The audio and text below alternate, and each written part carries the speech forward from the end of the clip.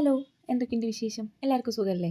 അപ്പോൾ എന്തായാലും 2025 നമുക്ക് പുതിയ കലണ്ടറൊക്കെ വേണം. അപ്പോൾ എന്തായാലും നമുക്കിന്നൊരു വെറൈറ്റി കലണ്ടർ ഐഡിയ നോക്കാം. ഇതിനകപ്പാടെ കാർഡ് ബോർഡും ഫോം ബോർഡും മാത്രം മതി. ഇനിയിപ്പോൾ ഫോം ബോർഡ് ഇല്ലാത്തവരാണെങ്കിൽ വീഡിയോയിൽ കാണിക്കുന്ന എല്ലാ സ്റ്റെപ്പും കാർഡ് ബോർഡ് യൂസ് ചെയ്തിട്ട് തന്നെ ചെയ്താൽ മതി. ആദ്യം ഒരു കാർഡ് ബോർഡ് എടുത്ത് അതിനൊന്ന് കവർ ചെയ്തെടുക്കുക.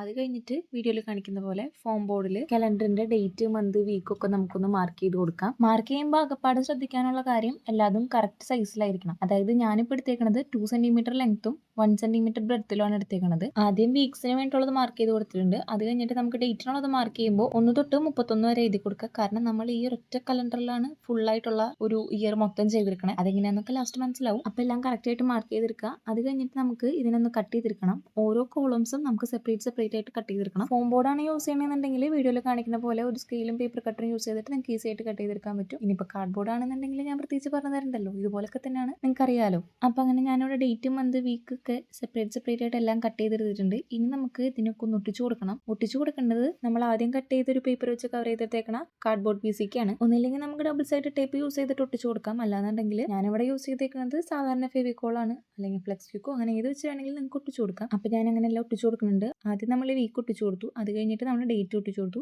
അത് കഴിഞ്ഞിട്ടാണ് നമ്മൾ മന്ത് ഒട്ടിച്ചു കൊടുക്കുന്നത്. ഒട്ടിച്ചു കൊടുക്കൽ കഴിഞ്ഞ് കഴിഞ്ഞാൽ നമുക്ക് ഡേറ്റ്, മന്ത്, വീക്കൊക്കെ ഒന്ന് മാർക്ക് ചെയ്ത് കൊടുക്കണം. ഞാൻ എല്ലാം കറക്റ്റായിട്ടൊന്ന് മാർക്ക് ചെയ്ത് കൊടുത്തിട്ടുണ്ട്. അതും കൂടി കഴിഞ്ഞിട്ടാണ് നമുക്ക് നമ്മുടെ ഇമ്പോർട്ടൻ്റ് ആയിട്ടുള്ള സംഭവം ചെയ്യേണ്ടത്. അതായത് നമുക്ക് ഏത് മാസമാണ്, ഡേറ്റ് ആണ്, വീക്കാണെന്നൊക്കെ അറിയാൻ വേണ്ടിയിട്ട് നമുക്കൊരു സംഭവം വേണമല്ലോ. അതിന് വേണ്ടിയിട്ട് പിന്നെയും ഒരു ഫോം ബോർഡ് എടുക്കുക. ഫോം ബോർഡ് അല്ലെങ്കിൽ കാർഡ് ബോർഡ് ആയാലും യൂസ് ചെയ്യാം. അപ്പോൾ അതെടുക്കുക. അതെടുത്തിട്ട് വീഡിയോയിൽ കാണിക്കുന്ന പോലെ അതിൻ്റെ സെൻറ്ററിൽ ഇതുപോലെ ഒരു റെക്റ്റാങ്കിൾ മാർക്ക് ചെയ്ത് കൊടുക്കുക. ആ റെക്റ്റാങ്കിൾ മാർക്ക് ചെയ്ത് കൊടുക്കുമ്പോൾ നമ്മൾ ചെയ്ത് വെച്ചേക്കണ കലണ്ടറിൻ്റെ കോളം സൈസിനേക്കാളും കുറച്ചും കൂടി വലുതാവണം. അപ്പോൾ അങ്ങനെ മാർക്ക് ചെയ്ത് കൊടുത്തിട്ട് അതിൻ്റെ സെൻറ്ററിലെ പീസ് ഒന്ന് കട്ട് ചെയ്തെടുക്കുക. അതായത് നമ്മൾ മാർക്ക് ചെയ്തേക്കണ റെക്റ്റാങ്കിൾ പീസ് നമുക്ക് കട്ട് ചെയ്ത് പുറത്തേക്ക് എടുക്കണം. വീഡിയോയിൽ കാണിക്കുമ്പോൾ എന്തായാലും ക്ലിയർ ആയിട്ട് മനസ്സിലാവണുണ്ടാവും. അപ്പോൾ അങ്ങനെ അത് കട്ട് ചെയ്തെടുത്ത് കഴിഞ്ഞിട്ട് നമുക്ക് അതിൻ്റെ പുറത്തുള്ള എക്സസ് ആയിട്ടുള്ള പോർഷൻസ് ഒക്കെ ഒന്ന് കട്ട് ചെയ്ത് കളയണം. അതൊന്ന് ലെവലാക്കി എടുക്കണം. അപ്പോൾ ഇതാണ് നമുക്ക് നമ്മുടെ ഓരോ ഡേറ്റിൻ്റെയും അല്ലെങ്കിൽ ഓരോ വീക്കിൻ്റെ മുകളിലൊക്കെ നമ്മൾ വെച്ച് കൊടുക്കുന്നത്. ഞാനിപ്പോൾ വീഡിയോയിൽ കാണിക്കുന്നുണ്ട് എങ്ങനെയാണ് ചെയ്യേണ്ടതെന്നുള്ളതൊക്കെ. അപ്പോൾ അതുപോലെ 3 പീസസ് ആണ് നമുക്ക് വേണ്ടത്. അതായത് ഒരു വീക്കിന് വേണ്ടി ഒരെണ്ണം, ഡേറ്റിന് വേണ്ടി ഒരെണ്ണം, മന്തിന് വേണ്ടി ഒരെണ്ണം. അപ്പം അങ്ങനെ 3 ഞാൻ കട്ട് ചെയ്ത് കളർ ചെയ്തെടുത്തിട്ടുണ്ട്. ഈ കളർ ചെയ്തെടുത്തേക്കണത് എന്താണെന്ന് വെച്ച് കഴിഞ്ഞാൽ സെയിം കളർ ആകുമ്പോൾ പെട്ടെന്ന് അങ്ങനെ മനസ്സിലായില്ലെങ്കിലോ എന്ന് വെച്ചിട്ടാണ് ഞാൻ വേറൊരു കളറേക്ക് ചെയ്തെടുത്തേക്കണത്. മാത്രമല്ല വൈറ്റിൻ്റെ കൂടെ വൈറ്റ് നിൽക്കണേക്കാൾ ബെറ്റർ ആയിട്ട് വേറൊരു കളർ ആകുമ്പോൾ കുറച്ചും കൂടി ഒന്ന് പ്രൊജക്ട് ചെയ്തും കൂടി കാണിക്കുള്ളൂ. അതുകൊണ്ടാണ് ഞാൻ അങ്ങനെ വേറൊരു കളറേക്ക് ചെയ്തെടുത്തേക്കണത്. അപ്പോൾ അതും കൂടി ചെയ്ത് കഴിഞ്ഞ് കഴിഞ്ഞാൽ പരിപാടി കഴിഞ്ഞിട്ടുണ്ട്. വോളിൽ ഫിക്സ് ചെയ്യാനാണെന്നുണ്ടെങ്കിൽ ഇത്ര ചെയ്താൽ മതി. എനിക്കിതെൻ്റെ ടേബിളിൽ വെക്കാൻ വേണ്ടിയിട്ടാണ് ഞാൻ ഉണ്ടാക്കിയെടുത്തേക്കണത്. അപ്പോൾ ഞാനൊരു വേറൊരു കാർഡ്ബോർഡ് പീസ് എടുത്തിട്ട് അതിനെ രണ്ടാക്കി ഒന്ന് മടക്കി കൊടുത്തിട്ട് അതേ വീഡിയോയിൽ കാണിക്കുന്ന പോലെ ഡബിൾ സൈഡ് ടേപ്പ് ഒട്ടിച്ച് കൊടുത്തിട്ടുണ്ട്. എന്നിട്ട് നമ്മുടെ കലണ്ടറിനെ ഒന്ന് അത് അറ്റാച്ച് ചെയ്ത് കൊടുത്തിട്ടുണ്ട്. അപ്പോൾ ഒരു ട്രയാങ്കിൾ ഷേപ്പിൽ ബാക്ക് സൈഡിൽ നിൽക്കും. അപ്പോൾ നമുക്ക് ടേബിളിൽ കറക്റ്റായിട്ട് ഇത് നേരെ എടുത്ത് വെക്കാനൊക്കെ പറ്റും. അപ്പോൾ സംഭവം അത്രേ ഉള്ളൂ.